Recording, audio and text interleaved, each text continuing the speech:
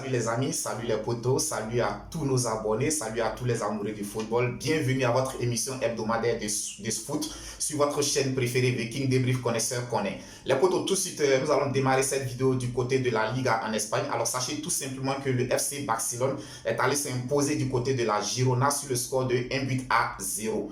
À l'absence de son attaquant vedette, je dirais que à l'absence de Robert Lewandowski, le jeune Pedri a permis au FC Barcelone de s'imposer. C'est une victoire vraiment très importante et prestigieuse pour les Blaugrana parce que cette victoire leur permet de toujours conserver la tête de la Liga. Mais je dirais que la petite histoire noire de cette victoire, c'est la sortie sur blessure de l'international français Ousmane Dembélé. Les potos, on sait tous en ce moment, Ousmane Dembélé est au meilleur de sa forme et c'est un élément vraiment très important dans le dispositif d'attaque de Xavi. Pour l'instant, nous n'en savons pas trop sur la gravité de sa blessure. On ne sait pas s'il sera indisponible, combien de temps hors des stades. Mais je pense que les jours à venir, les médecins du club nous en diront plus et nous vous informerons de cette nouvelle décision. Mais sinon, le FC Barcelone conserve la tête de la Liga en allant s'imposer du côté du Girona sur le score de 1-0.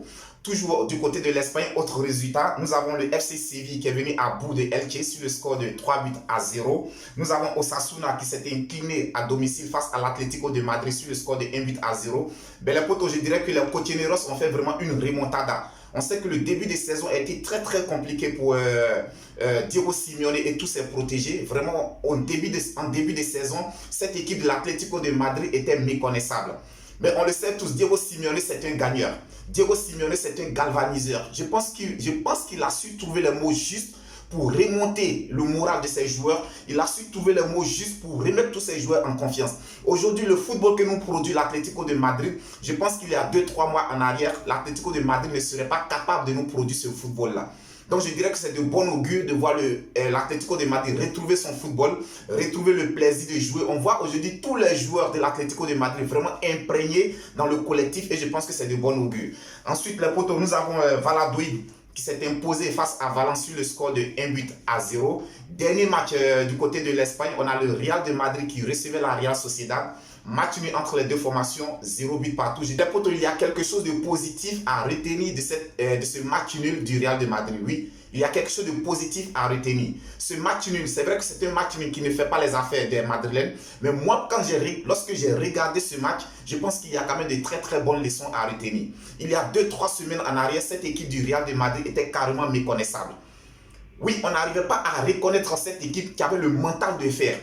On n'arrivait pas à reconnaître cette équipe du Real de Madrid qui était capable d'arracher des victoires, même dans des moments les plus difficiles. Cette équipe du Real de Madrid, il y a eu des matchs où elle était malmenée, où on se disait que franchement ce serait compliqué. Mais dans les derniers instants, grâce à leur effort, grâce à leurs ressources mentales, cette équipe madrilène est allée arracher des victoires incroyables. Mais il y a 2-3 semaines de cela, on ne retrouvait plus ce mental-là au sein de cette équipe du Real de Madrid. Hier, par contre, face à la Real Sociedad, on a vu un bloc.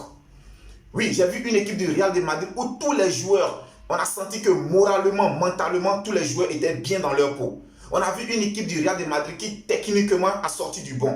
Habituellement, on voit une équipe du Real de Madrid qui est dominée, mais par la fin, grâce à l'expérience de ces joueurs, arrive à obtenir les 3 points de la rencontre. Mais hier, ça n'a pas été le cas. Le Real de Madrid a été vraiment intéressant dans toutes ses phases de jeu, dans ses constructions, dans ses sorties de balles. On a vu vraiment un Real de Madrid qui était vraiment très intéressant.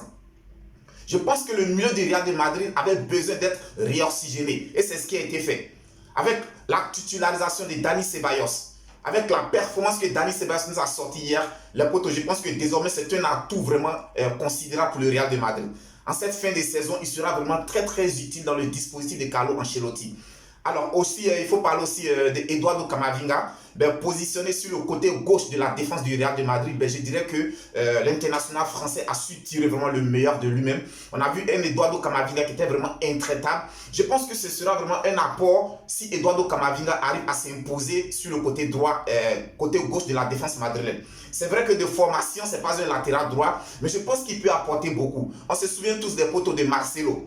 Quand nous regardons Camavinga jouer, je pense qu'il a quasiment pratiquement le même profil que Marcelo. Marcelo, on le sait tous, défensivement, il n'apportait pas grand-chose au Real de Madrid. Mais offensivement, avec ses dribbles, sa technique, ses centres millimétrés, Marcelo arrivait toujours à apporter un plus au Real de Madrid.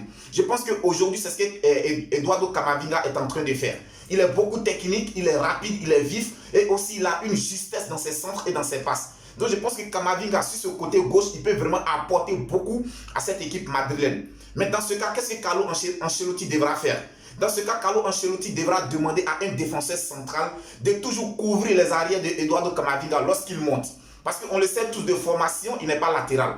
Donc il peut monter, mais ses retours seront un peu compliqués. Et je pense que c'est ce qu'a essayé de faire hier.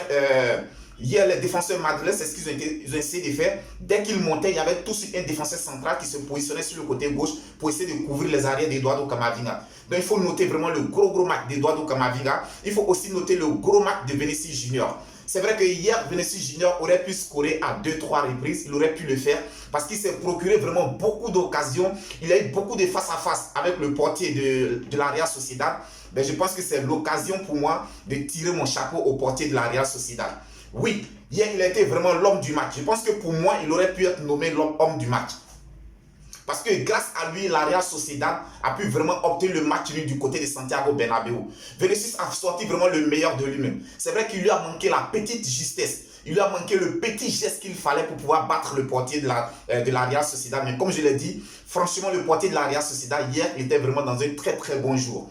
Alors, quant à Rodrigo, je dirais que vraiment, je l'ai dit la dernière fois, Rodrigo, c'est un excellent joueur. Je pense que c'est un joueur d'avenir pour le Real de Madrid. Il faut vraiment compter sur lui. Hier aussi, il a été vraiment très bon. Il a été bon durant tout le match. En tout cas, collectivement, je dirais qu'ils ont tous été bons. Mais seul qu'en face d'eux, ils ont trouvé vraiment une équipe de la Real Sociedad qui était vraiment bien organisée, bien disposée et aussi avec la baraka de leur gardien, ça leur a permis d'obtenir le match nul du côté du Real de Madrid. Donc les potes, c'était un match vraiment triste. Je dirais que triste parce qu'il empêche la course au titre au Real de Madrid. Sinon, pour moi, je pense qu'il est quand même positif parce qu'il y a vraiment de très bonnes choses au cours de ce match. Alors pour définitivement boucler avec l'Espagne, les potos, sachez tout simplement que les tirages au sort de la demi-finale de la Coupe du Roi ont eu lieu. Et les potos, figurez-vous, FC Barcelone, Real de Madrid, c'est l'opposition pour les demi-finales de la Coupe du Roi. Je pense que les potos, pour cette compétition, les demi-finales se jouent en aller et retour. Et le match aller se jouera du côté du Santiago Bernabéu le 1er mars 2023. Donc, c'est les Madrilènes qui recevront le FC Barcelone lors du match aller. Ça, ce sera pour la demi-finale de la Coupe du Roi d'Espagne.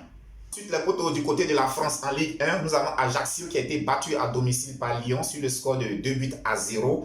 Nous avons Nice qui est venu à bout de Lille sur le score de 1-0. Nous avons Marseille et Monaco qui n'ont pu se départager. Match nul entre les deux formations, 1 partout. Ça a été le même score qui a sanctionné la rencontre Paris Saint-Germain-Reims. 1 partout également entre les deux formations. A noter tout simplement que Neymar a été l'unique buteur au niveau du Paris Saint-Germain. Il a ouvert le score à la 51e minute. Le Paris Saint-Germain menait au moment où on pensait que la rencontre était terminée et que les Parisiens auraient les 3 points de la rencontre. Les potos, figurez-vous, le Paris Saint-Germain s'est fait rattraper au score à la 96e minute. Je pense que c'est vraiment critique pour une équipe comme le Paris Saint-Germain, jouant à domicile face à une équipe comme Reims et s'est fait rattraper au score à la 96e minute. Je pense que pour un prétendant à la Ligue des Champions, c'est vraiment pas bon signe. C'est vraiment pas bon signe. Alors il est là. Je pense que c'est l'occasion pour le Paris Saint-Germain de se remettre en cause parce que d'ici très bientôt, nous aurons les matchs chauds de la Ligue des Champions. Ensuite, les potos, du côté de l'Italie, nous avons la Lazio de Rome qui a été tenue en échec par la Fiorentina, 1 partout entre les deux formations. Nous avons le Napoli qui a battu l'AS Roma de José Mourinho sur le score de 2-1. On a la Juventus de Turin qui a été battue à domicile par Monza sur le score de 2-0. Les potos, je pense qu'aujourd'hui, la Juventus de Turin ne va pas bien. Mentalement, les joueurs ne sont pas bien. Figurez-vous, la Juve a été sanctionnée. Leur ont retranché 15 points. Il y a 15 points qui ont été retranchés à la Juve parce que lors du litige qui les opposait à la justice italienne, je pense qu'ils ont été jugés coupables pour fraude fiscale. Et pour ce fait, la Juve a été pénalisée. Donc, on leur a retranché 15 points. Donc aujourd'hui, de la 3e place, la Juventus de Turin se retrouve à la 10e place. Je dirais que vraiment, la vieille dame est coutumière de ce genre de choses. On se souvient tous, les potos, il y a quelques 6-7 ans en arrière, ils avaient été déjà rétrogradés en division inférieure pour également fraude fiscale. Et bien là, la vieille dame a récidivé. Cette fois-ci, on leur a retranché 15 points. On espère tout simplement qu'ils auront le moral, les ressources nécessaires pour remonter au classement. Ensuite, les potos, toujours du côté de l'Italie, on a l'AS Milan qui s'est fait sévèrement battre à domicile par Sassuolo sur le score de 5-2. Pour terminer du côté de l'Italie, on a l'Inter de Milan qui est allé s'imposer du côté de Cremonese sur le score de 2-1. Les potos, nous allons tout de suite atterrir du côté de l'Allemagne. Du côté de l'Allemagne, on a Francfort qui est allé faire match du côté du Bayern de Munich, un but partout entre les deux formations. On a Schalke 0-4 et Cologne qui n'ont pas pu se départager, 0 but partout entre les deux formations. On a le Bayer Leverkusen qui s'est fait surprendre à domicile par le Borussia Dortmund de Sébastien Haller. Les potos, j'annonçais déjà la semaine dernière, je disais qu'il y avait du mieux au niveau de la santé de l'international ivoirien.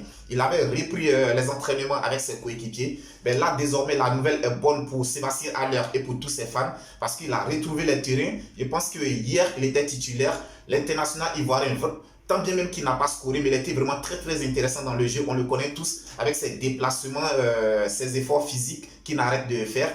On sent vraiment que c'est un joueur vraiment rétabli. On sent que c'est quelqu'un qui est en forme, qui est en bonne santé. Je pense que c'est de bon augure pour les éléphants de Côte d'Ivoire et aussi pour le Borussia Dortmund. Les potos, nous allons terminer cette vidéo du côté en parlant du CHAN 2023. Les tirages au sort ont eu lieu. Nous connaissons désormais les confrontations des demi-finales. À noter tout simplement que demain mardi, sous le coup de 17 h, nous avons le pays organisateur, l'Algérie, qui sera opposé au Niger. Ce sera un match vraiment très intéressant. On sait que l'Algérie est le pays organisateur, mais c'est une équipe qui est solide défensivement. Depuis le début de la compétition, l'Algérie n'a pas encore encaissé de buts. Offensivement, ils ne marquent pas beaucoup, mais ils arrivent toujours à préserver leur acquis. Quant au Niger, c'est une très bonne équipe. Je pense qu'elle nous a montré beaucoup de bonnes choses depuis le début de cette compétition. Donc les potos, rendez-vous est pris pour demain mardi sous le coup de 17 h, Algérie-Niger. Alors la deuxième demi-finale opposera le Sénégal au Madagascar. Les potos, là également, ce sera une très bonne rencontre. Je voudrais dire aux Sénégalais de faire vraiment très attention à cette équipe malgache. Oui, cette équipe malgache nous a montré vraiment beaucoup de bonnes choses depuis le début de la compétition. Cette équipe malgache est en train de nous surprendre. Je pense que le football aujourd'hui proposé ou bien démontré, pratiqué par cette équipe malgache, les potos, moi ça me surprend. Et je demanderai aux Sénégalais, je dirais aux Sénégalais de faire vraiment très attention. Donc là également, ce sera une rencontre vraiment très intéressante à suivre. Ce sera sur le coup de 20 h GMT, Sénégal-Madagascar. Les potos, c'était tout pour aujourd'hui. J'espère que vraiment cette vidéo vous a plu. Si elle vous a plu, n'hésitez pas à la partager, à liker, à commenter. On continue de s'abonner les potos. D'ici là, on reste tous Viking Débrief connaisseurs. Que Dieu vous protège. À très bientôt pour une autre vidéo.